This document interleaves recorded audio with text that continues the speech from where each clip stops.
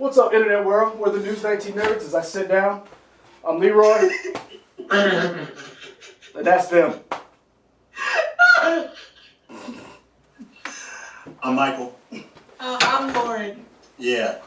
Welcome to another edition of Press Play. I hope we're live. Hope we got sound. We'll find out in a few seconds. It looks like it has sound. It says it's live. It says it's streaming. Okay. I see us. Okay. There we go. Wow. So, how's everybody? I'm not good, Michael. I'll be honest with you. What's wrong with you? It could be better. I'm not gonna lie. It's got me. Okay. I'm struggling. How about y'all? What do you? I'm doing well. I'm living my best life on this quarantine. Living my best life. I'm out here making good choices, making good decisions. Wow, look at you. That's good. Yeah. I'm happy for you. Because I'm out here not making good decisions. I mean, I'm making healthy decisions in terms of like making sure I'm not doing nothing dumb with COVID, but yeah. And I was thinking about risking it all, you know. Taking you some trips. Yeah, man, I was thinking about going some places, you know. Going out in the streets. And now, I mean, hey, now that our stay home and work order has been lifted for South Carolina, I can go freely and not. You can do whatever you want. I can do whatever I want. Yeah. Yeah. With the mask. So, guys, I'll start with y'all. Yeah. What's been y'all joy for the week? Okay. I listened to your Netflix recommendation, the album. Fire and Fury with Simpson. Sound and Fury by Sturgill Simpson. Sturgill Simpson. Yep. It was weird. I told you. But weird in a good way. I really enjoyed the music. The accompanying audio visual odyssey that was there with it was great. For me, I was asking you, and you never got back to me, but if the audio mix was a little weird on Netflix because I felt like the volume of the music was overpowering the words, the actual vocal track. But other than that, I really enjoyed it. I also started watching, if you guys are into improv at all, there's a 3 special, I guess, group on Netflix called Middleditch and Schwartz. Oh, with, Thomas Middleditch and Ben Schwartz? Ben Schwartz. Yeah. If you're into improv, I recommend it. It's really good. They do 3-hour-long stand-up or 3-hour-long specials, and they're all completely improvised. It's wild to see them go back and forth and rip on stuff. Thought it was really enjoyable. And we talked about it last week, but we talked about what? Is it funny? I mean, I think it's funny. Okay, that's all. That's why I asked. I was like, is it funny? Because like sometimes improv can be like deep, and I'm like, I can't handle deep right now. I need this. Yeah, I need humor in my life. It's just funny. Everything I'm recommending now is funny. Okay. Yeah, that was good. And we talked about Parks and Rec last week as a show that was kind of started off like the first season was kind of so-so, and then it got really good. Mm-hmm. Oh, they have a special. Yeah, they just did a special on Thursday on NBC. I thought it was great. And I echo what all the reviewers are saying. It's a show about optimism. Leslie Knope is an optimist through and through, and that really comes through in the show. And what we're going through now, it's very nice just to have her optimistic spirit. Because they definitely handle COVID because the show is done. Everybody does it from their house. They're all social distancing, but I thought it was a good show. So yeah. Okay. My music's getting me through. I'm just loving going back and listening to old stuff that you know how you can have they have the single, like the track that everybody heard, on every album. And then you have the B-sides, basically, like the deep cuts. I've been getting into some of those. I've been going back and listening to old Brandy, because she dropped.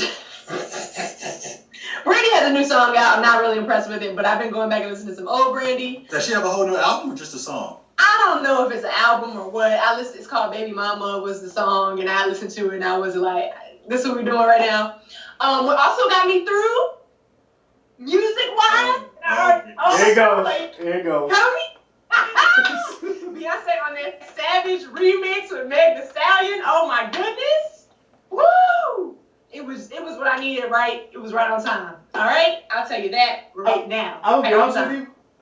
I and I'm not knocking Beyonce. I have a Bayhive member in my house. Yeah. The song didn't get me until I saw the Nene twins. I think they're on TikTok. The video I sent you. The song didn't get me till I saw them dancing to it, and I was like, "You're a hater, Leroy." From the beginning, the song got me because I was over Savage. Like I'd seen so many TikTok challenges of the Savage, whatever this. Yes. And so I was like, I'm done. But then it was like, nah, actually, y'all need more, and we're adding Beyonce. So that got me through. Also, my Xbox, I got a controller. Thank you, Mike. No problem. But you hook up that hard drive? I didn't hook it up yet, but I forgot about the hard drives, y'all. And so I'm going through DC versus Mortal Kombat versus DC Universe, playing story mode, which I never do. I made it. I think I was on like Sonya Blaze level, and was like, all right, this is enough gaming for tonight. I'm gonna put it down and pick it back up tomorrow. I thought that I was saving something. And the next day, it had to start all over, and I was like, what's going on? Completely forgot. Yeah, but that's somebody said what? That Miles Kane saying bleep Beyonce, and we about to remove you from this chat. Look, I have been indoctrinated into the Beyonce world. I'm not gonna lie, her concerts are amazing. It just didn't hit me like it hit you that Beyonce and Megan Thee Stallion had a song out. But I did like the challenge or the TikTok dance. It's Houston coming together. We've been asking for this, for a while. People that are in the beat asking for this because we're like, Stallion is, this is great. Beyonce is great. Power team, let's make it happen.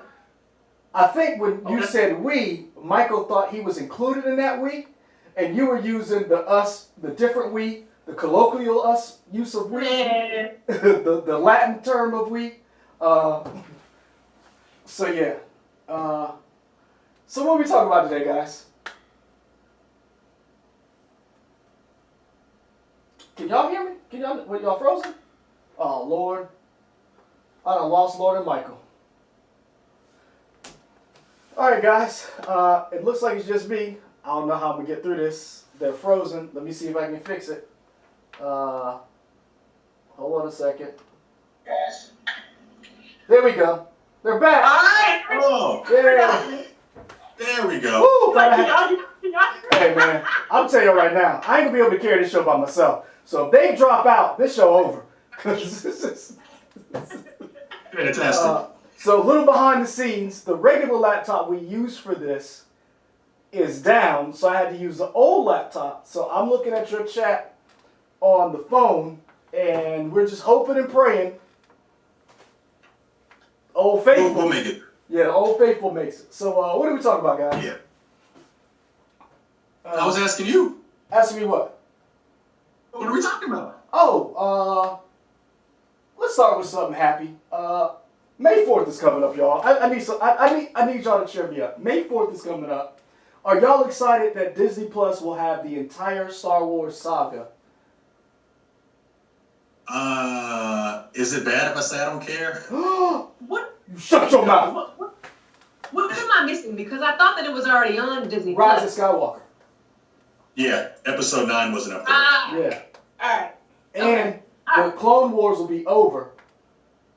Their last episode hit, and so you should be able. So basically, you'll be able to watch everything Star Wars on Disney Plus.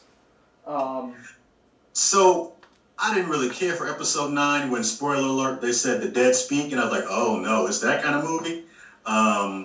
When I had to go and play some like 20 minutes of Fortnite to know what was going to happen in the Star Wars movie, I'm out.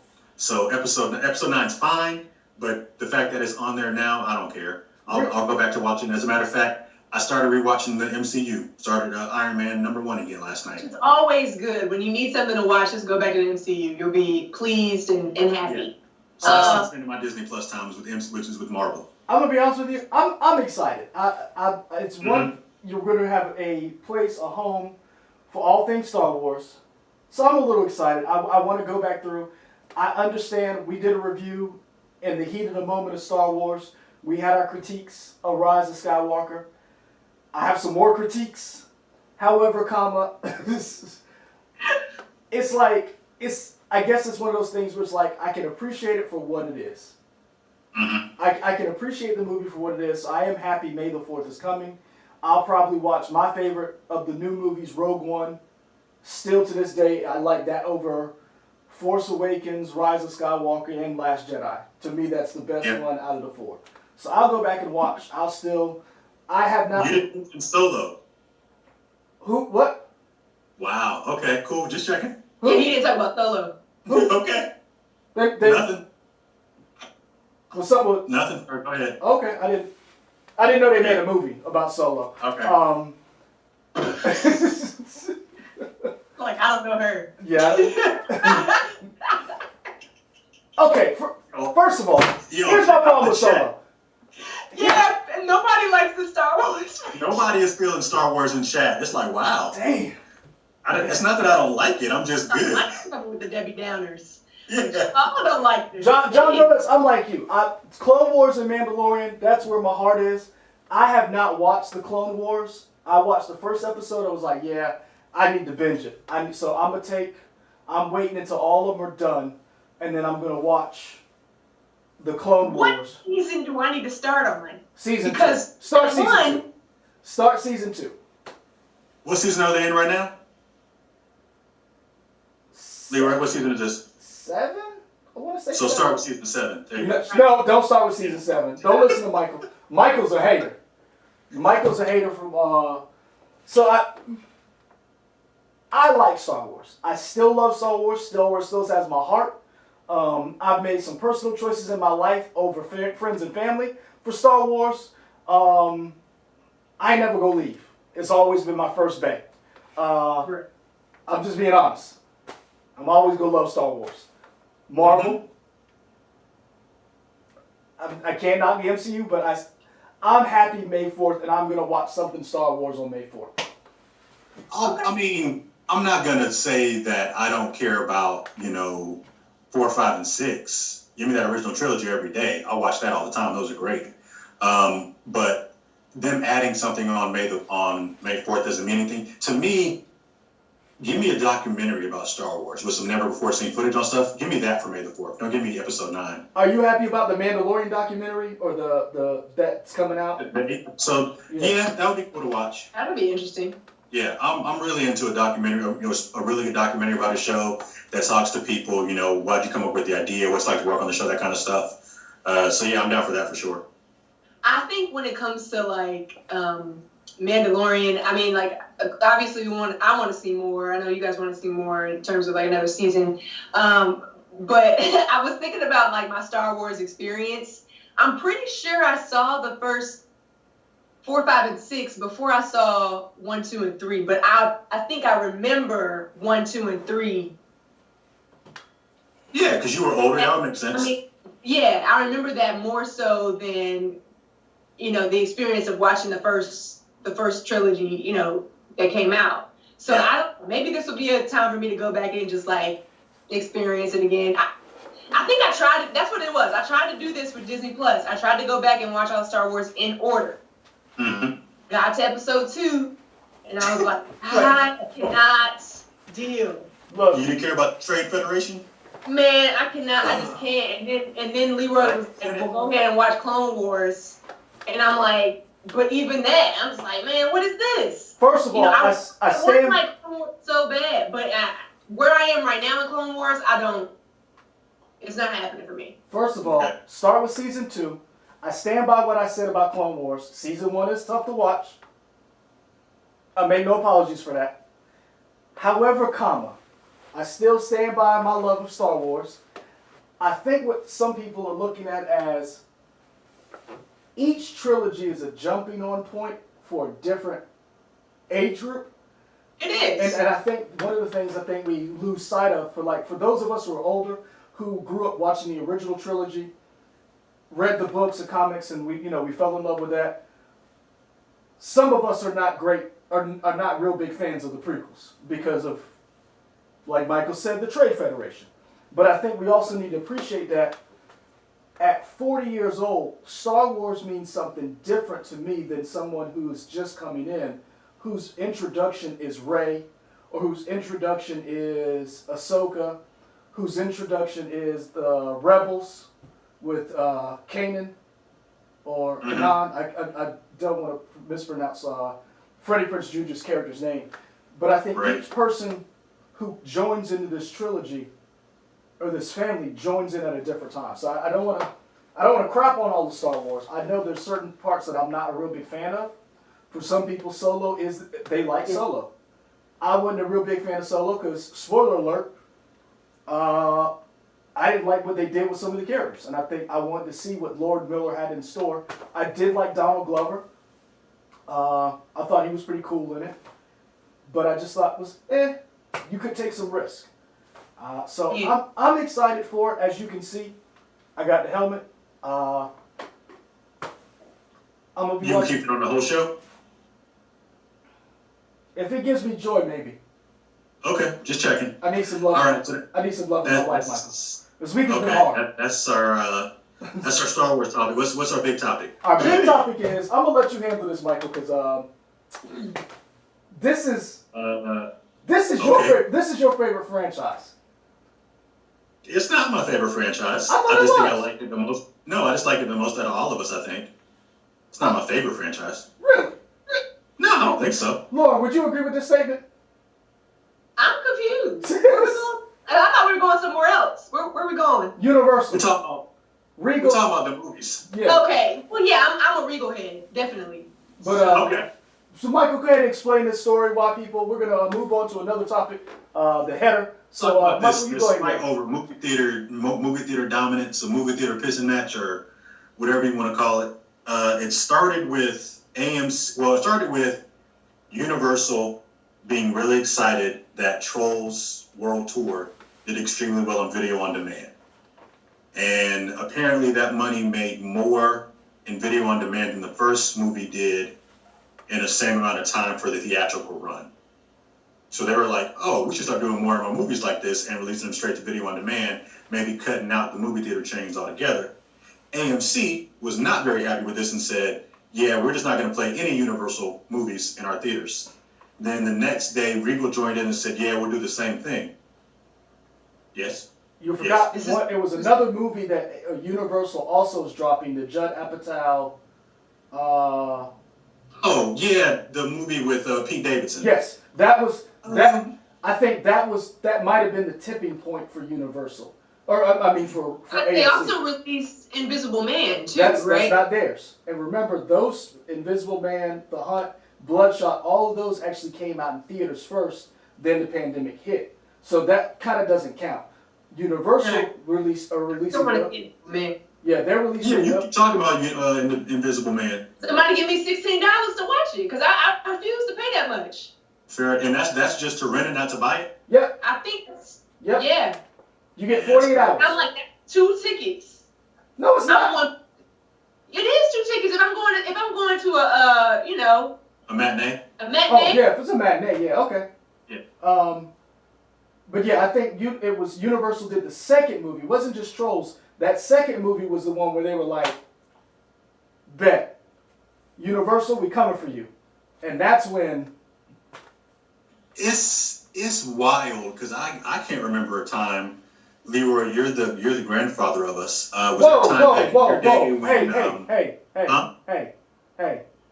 We're not gonna have any ageism in here. Not a grandfather, sir. What are you saying? You do have gray hair. Y'all did this to me. I didn't have this before now. Till all of y'all came into my life. Okay. But yeah, I mean, I can't think back in recent time. And chat let us know of a movie theater chain getting into a giant argument with a movie distribution company like this. Disney. To this extent, where they were like, we're not going to play Disney movies? No, they not about to bite that hand. But I mean, that's what I'm saying. I don't. This is intense. And what's really telling to me is that AMC is the one that did it.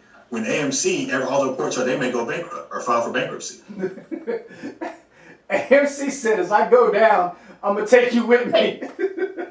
Yeah, I'm gonna be bankrupt, but I still won't play your movies. That's a big kind of hate. And that's why I didn't understand why they came out with this, because they really are struggling. And so it's just like, are y'all just mad? Y'all are just big mad right now that you would even say that we're not going to play half of the movies that come out on the big screen. I am going to say this, and I know it's probably going to be, and I'm. What you about to say? I'm gonna be devil's advocate. Mm-hmm. I understand Universal what they did. However, there are two things what Universal isn't looking at. They made money with Trolls 2. However, like Lauren said, that's only X amount of dollars to play that movie for, 2 or 3 days. That's one price. So let's take one of our producers, right? Let's take Trolls 2. Our producer, Vanessa, I talked to her, and she rented Trolls 2 when it came out for Cecily. Now, Vanessa is in a household of 5 people. It's her, her daughter, her mother, and her father, right? Or 4 people. That $20, everybody watched that movie. Mm-hmm. So you're not getting those tickets. That'd have been what, Lauren? How much is that? If four people had went to the movies to see Trolls 2, you actually at least 40. At least 40. That's not even including popcorn. Yeah. So so you made $100 million on a captive audience and its kids. So we know for a fact if you had to go to the movie, you would have made more money. And the Universal's like, we had to get money wherever we could.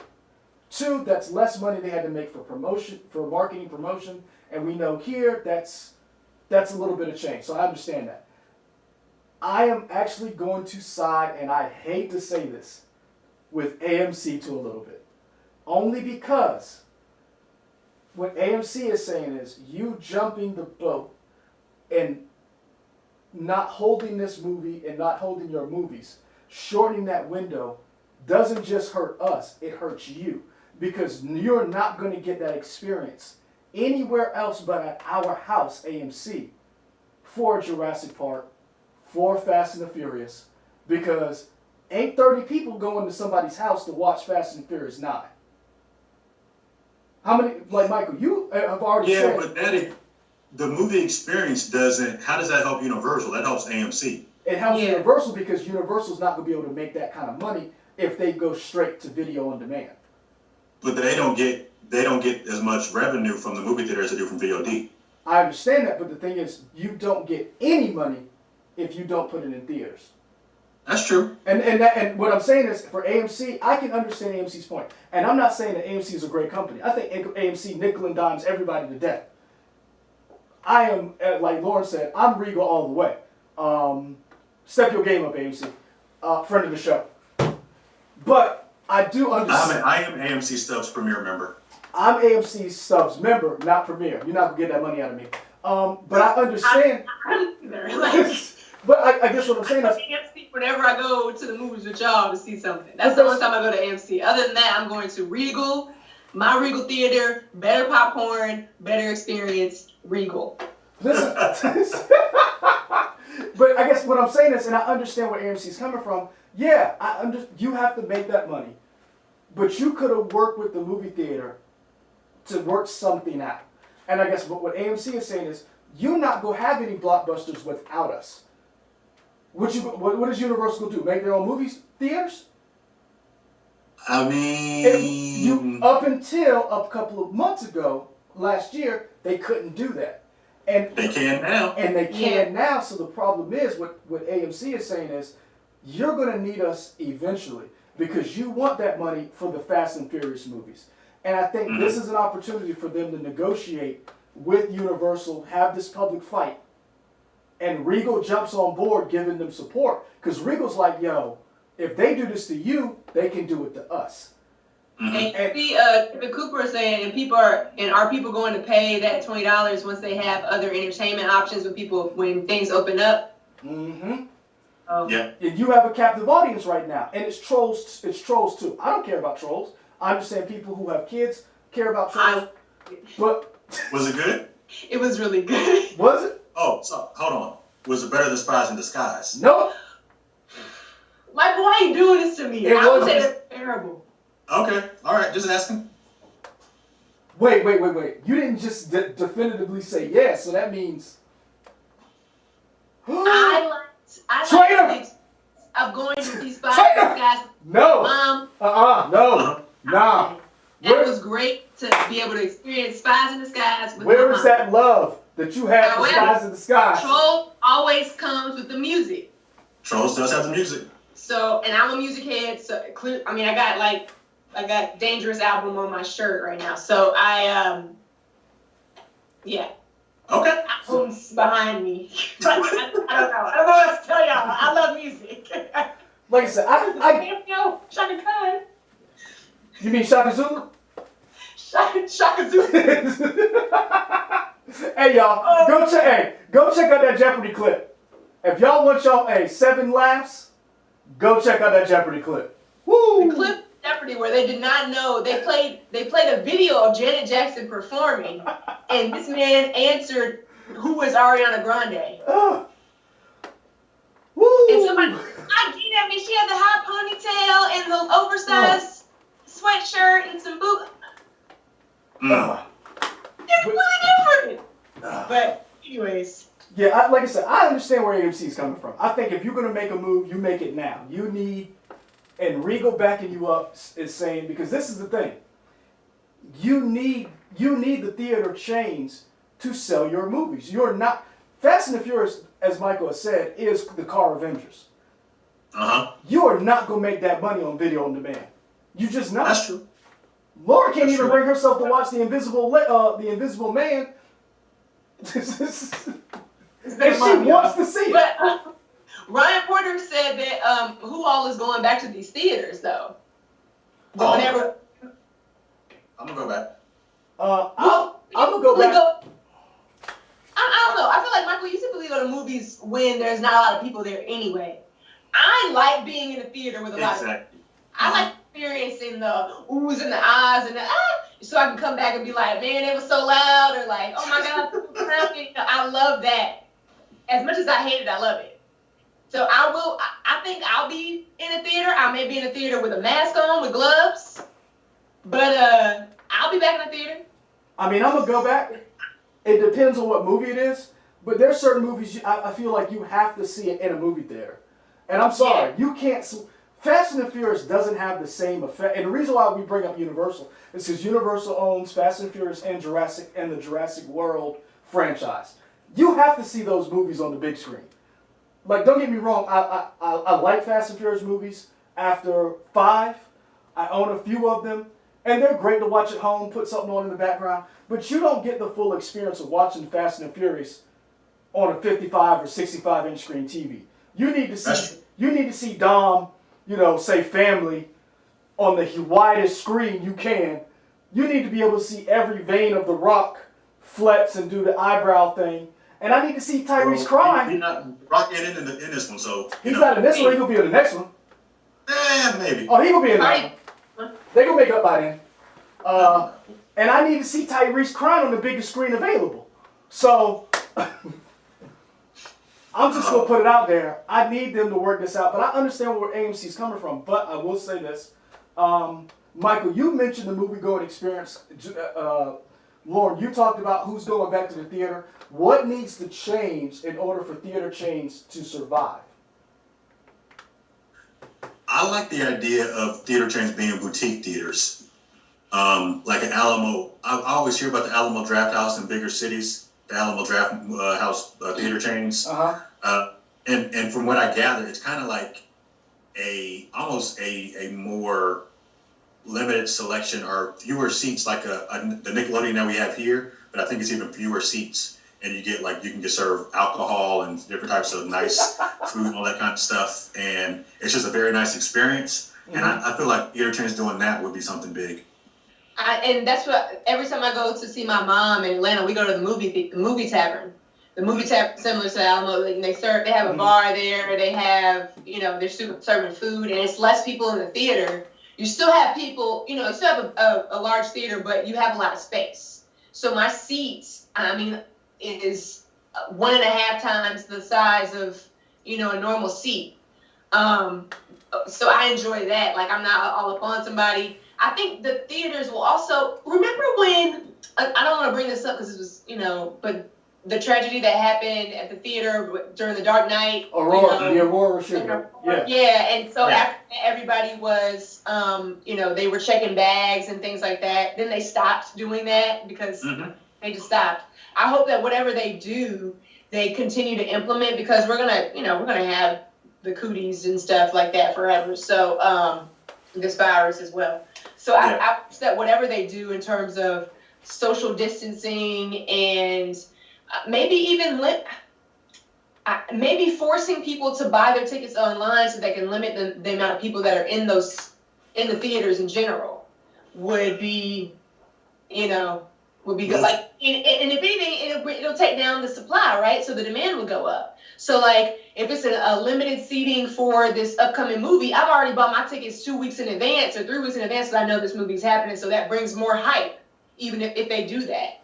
So they had before all the theaters went into lockdown and quarantine, Regal was doing the idea of only 50 people they were cutting how many people in the theater by half. So they were kind of in the process of doing that before everything got shut down. So they could definitely, when they start to reopen, I see that probably being the steps they'll take for a while. They're going to cut how many people can actually be in the theater. So a couple of people in the chat were talking about, Ryan Porter brings up, wait till somebody lets off that open mouth cough, you're going to be tight. Miles Cage Jr. brings up, he would rather watch, he'd be fine watching the Avengers at the crib. O'Keefe Robinson says he's going to wait till the end of the movie run so there's less people. A lot of people talking about, even though they have 70-inch screen TVs, they still want to go to the movie theater. Brian Barrett says, I've got a 4K 70-inch and I still want to be in the theater. Baby Boo 2 says more 4D in theaters. John Donuts brings up more IMAX screens. D. Steezel says more alcohol available.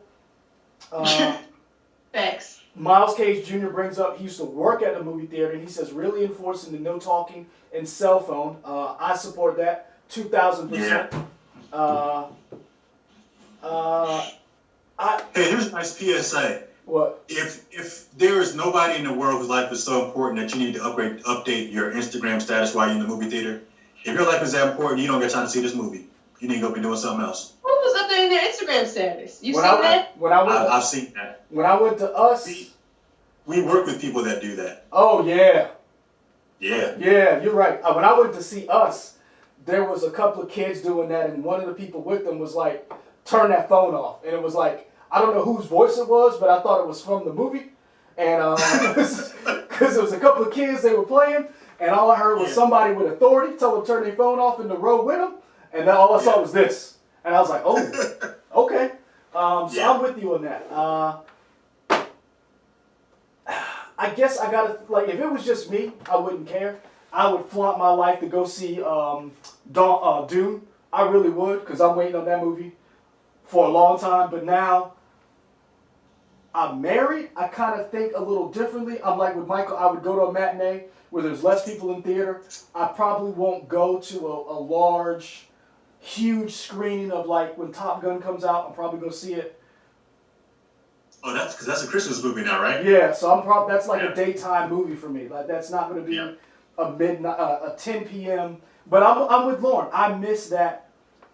You know what I miss? I miss midnight showings where everybody who was wanting to see the movie were fans. Yes. So we watched it together. I remember us going to see, rushing from the 11 o'clock show, driving like we were in Fast and Furious. It was me, Lauren, Chuck, Avery. It was It was a bunch of us after an 11 o'clock movie before, right after the 11 o'clock show. Hauling ass to Regal Theaters in Sand Hill, trying to get there. I think it was like at least 8 to 10 of us deep. I miss that camaraderie of seeing the movies like that. And I'll be honest with you, I'm going to miss that opportunity because we don't do midnight showings anymore.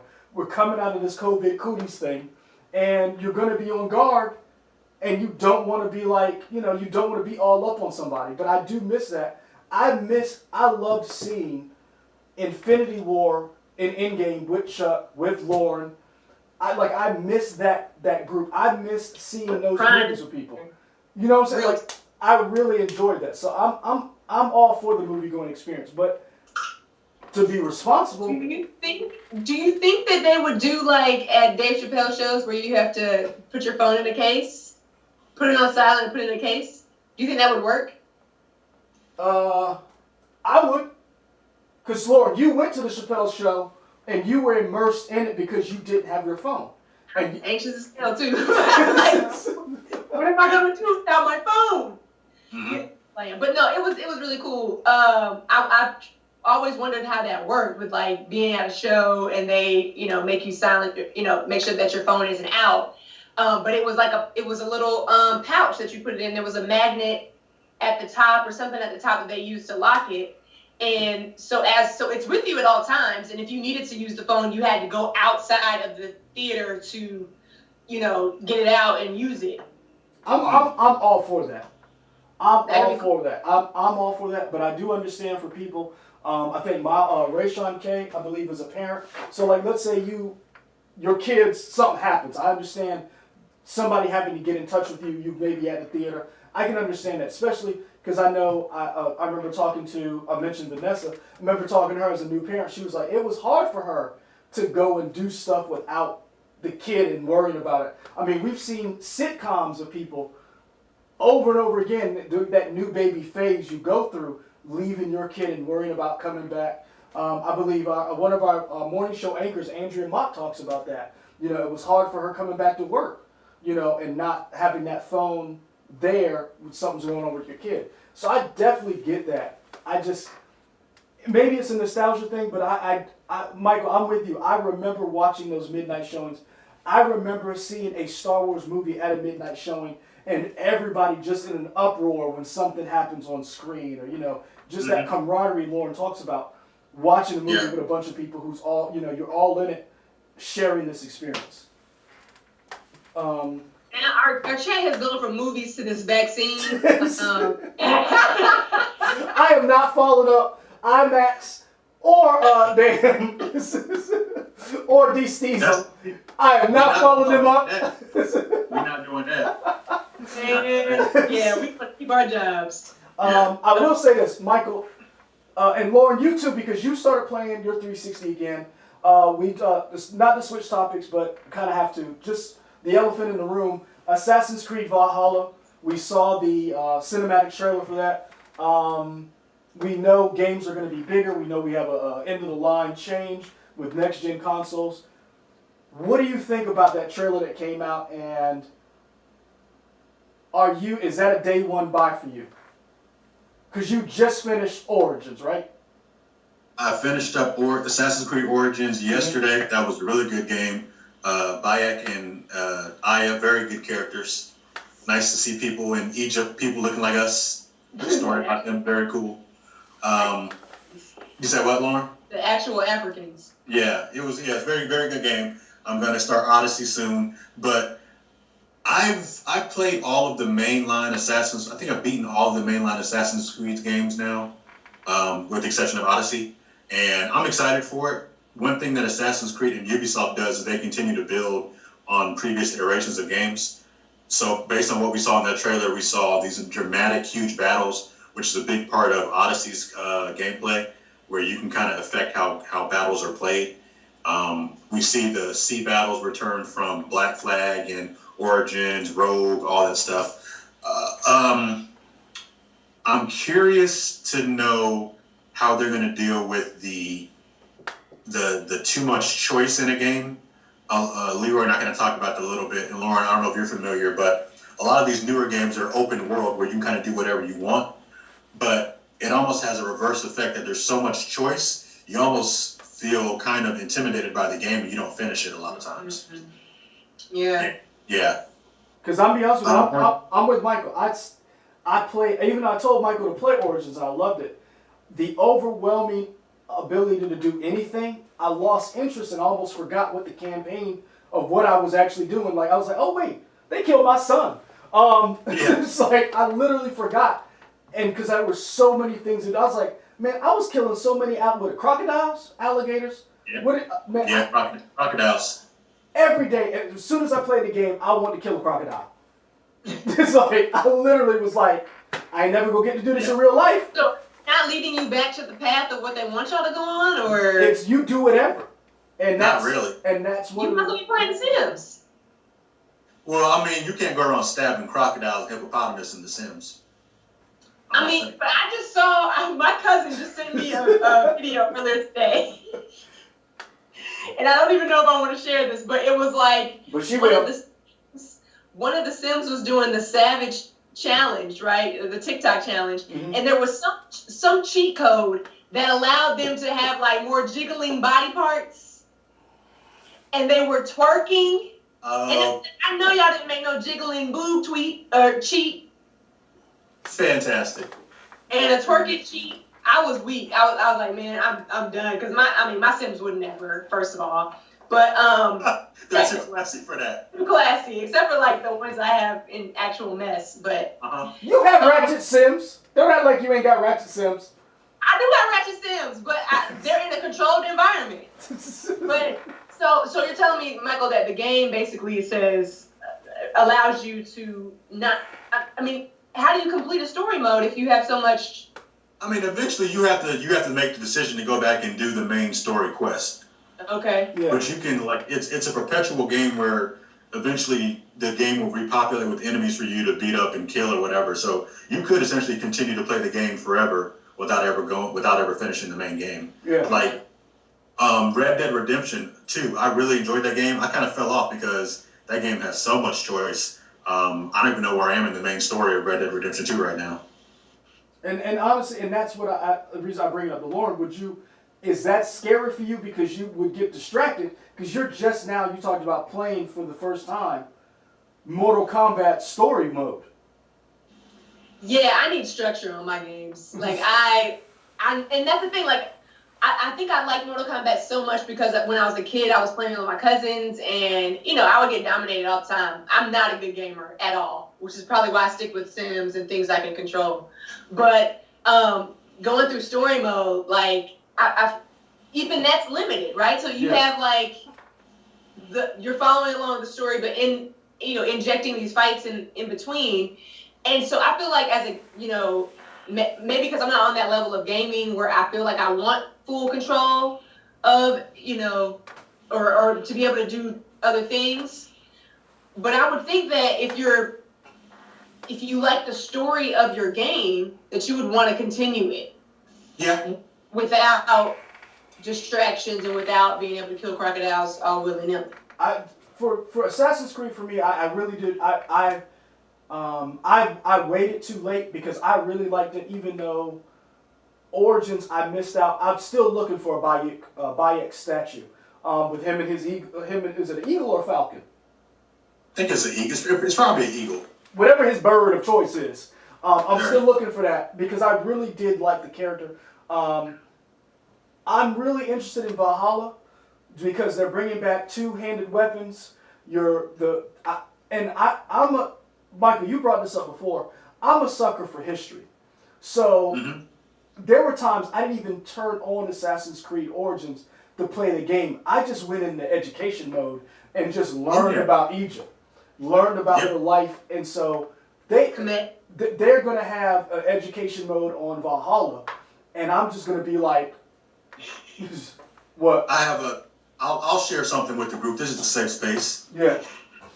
I didn't realize that there were pyramids that were not smooth, if that makes sense. Yeah. They got all types. I didn't know that. That is what, like, so when I was in college, I had this, I was in my Pan-African Studies class, and we were talking about all different countries in Africa and everything, and I was like super hooked on Egypt and like the spirituality and everything of it, and Queen Hatshepsut. I don't know if y'all know about her. Yeah. She was one of the only female pharaohs. Okay. Her stepson was too young. Her husband had died. Her stepson was too young to rule this kingdom, even though he was supposed to. So she said she was going to wear the little chin thing, which only men wear. And the people call her Pharaoh. Basically, like dressed in drag every day. Yeah. And her lover built her this tomb, this like beautiful oasis for her tomb. And it's like however he made it, when you look one way, you can only see the statues, and when you look another way, you can see all the pillars. Mm-hmm. I mean, it was just like, and from then on, I was like, I gotta go to Egypt. I gotta get to Egypt. But there's so much going on in Egypt that I don't know if I'm going to be able to go anytime soon. Yeah. You talking about not going to the movie theater? Yeah, Egypt is what fascinated me because it's like, the birthplace of civilization on that level. That's one of the things I think I loved about Assassin's Creed, not to take away, because guys, I know we talked about the cinematic trailer. The gameplay trailer, and I don't know who it was who mentioned it, they are correct. The gameplay trailer will come out next week. They're going to discuss it. It's going to be a Microsoft event, I believe it is. But Michael, you're right. Lauren, you're right. That's why I loved Revelations, the Byzantine Empire, and just looking at the tapestry of like the game itself. I'm excited for Valhalla just because I'm a history idiot.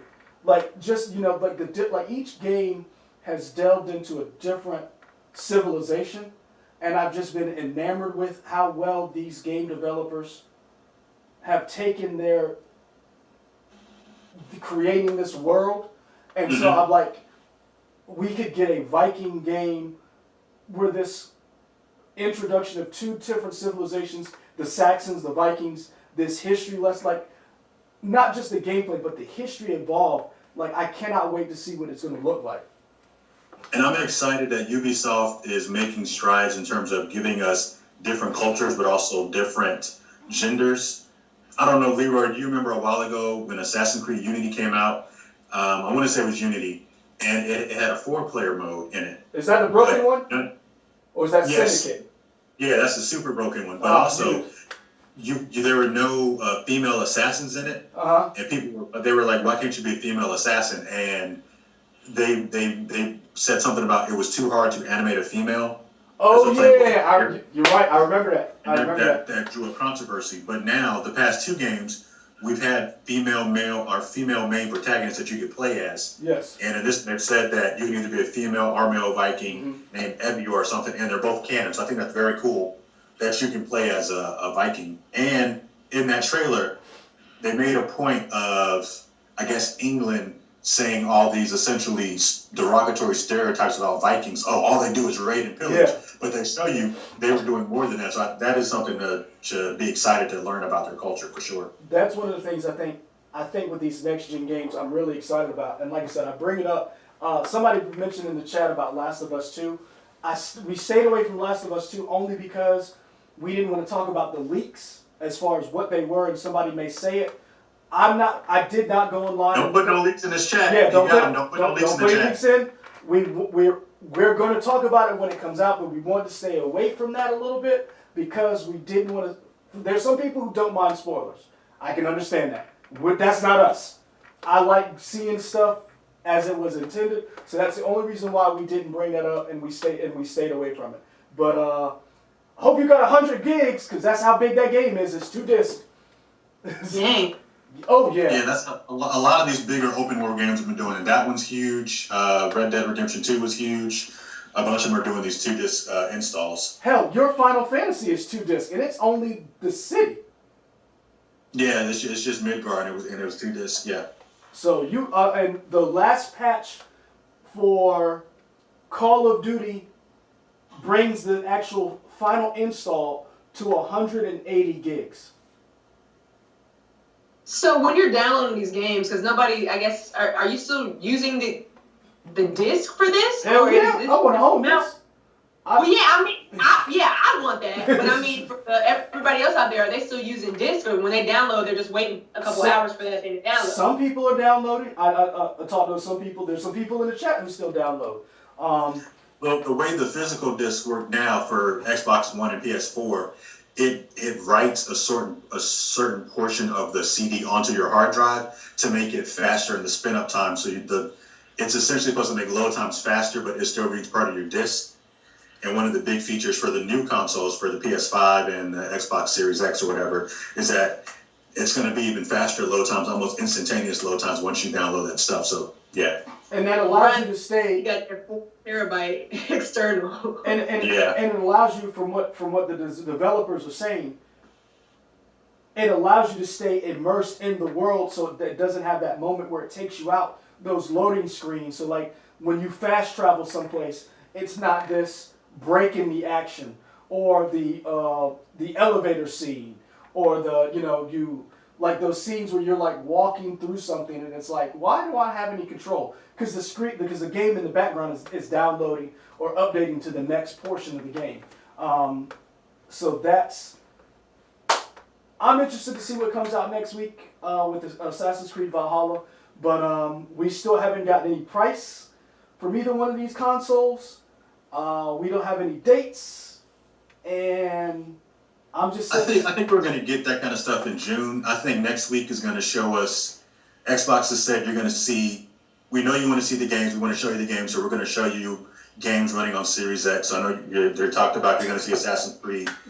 Probably going to see a bunch of third-party games. I don't know if you'll see any first-party stuff from Microsoft. I feel like they might have a separate event in June for that. Yeah. But I think that you're going to see games, and maybe I don't know if they're going to do a price point at that point. Again, that might be something in June. I kind of need to know what I'm going to end up spending, because I only can get one console. So I need to know which one I'm going to buy. Lauren, you buying a new console? No. Is your mama buying a new console? Yes. Yo,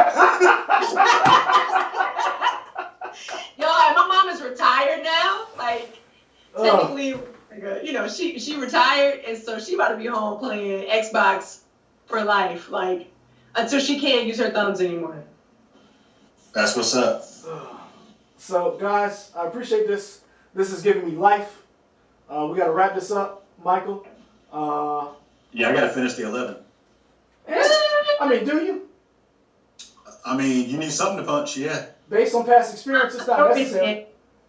Lauren, you said what? My story's in. I see that. Thank you. Hey, Yep. Michael, based on past experience, you don't have to. We're not going to do that on this chat. Go ahead and tell the people what they've won. Brian Bear asked me, do I buy anything? Yes. Oh, man. Yes, clothes.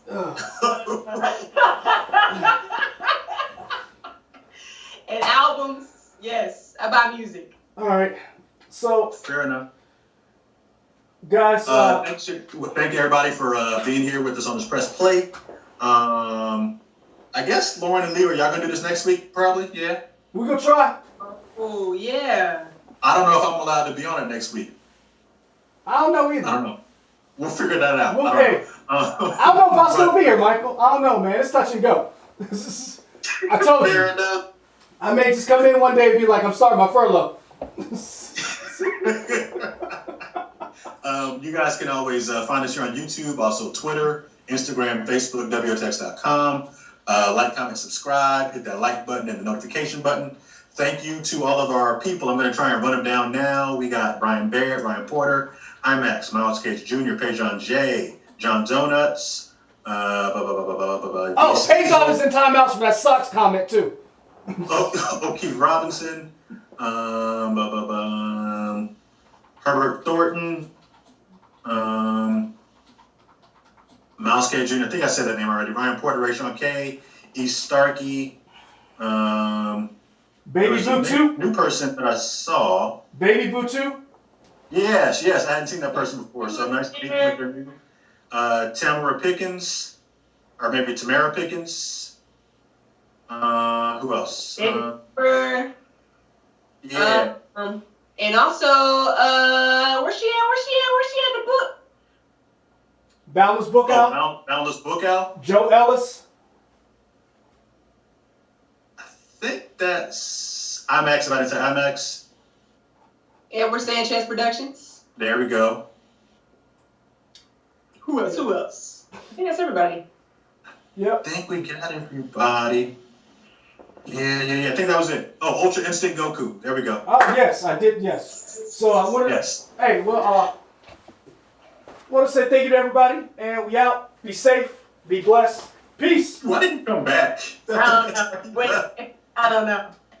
I don't know. There's something wrong with me, man. It's been tough. All right.